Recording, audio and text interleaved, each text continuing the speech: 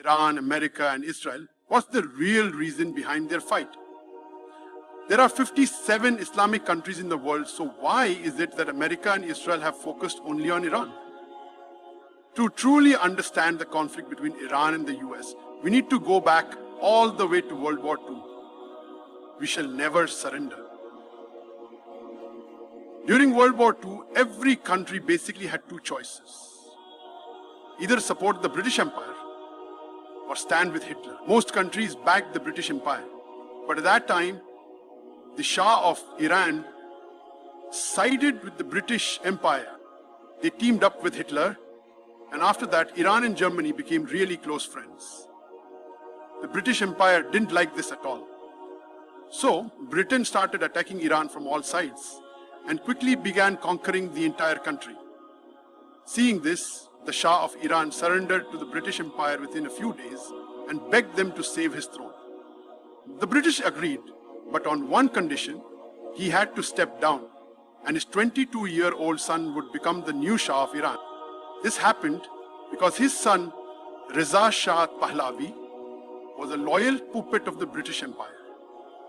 The new king of Iran was heavily inspired by the English. He wanted the people of Iran to dress just like Westerners, throw parties like them, and forget all their traditions. That's why from day one, he tried to distance Islam from the Iranian people. Because of this, he banned wearing the hijab in Iran, shut down many madrasas and mosques, and arrested the country's leading Islamic scholar. He started doing this, and music, parties, and alcohol began spreading all over Iran. There was even a time when Iran was producing so much alcohol that this Islamic country started exporting it worldwide. The king of Iran thought whatever he was doing was absolutely great. I mean, to be honest, he saw himself as the king of kings. One day he even told King Faisal of Saudi Arabia, "Why are you stuck in the old ways? You should turn Saudi into a liberal country, just like the West." The Saudi king Faisal refused to do that. But the funny thing is, today the same Saudi Arabia tells Iran to be a bit more liberal. But now Iran doesn't listen to them.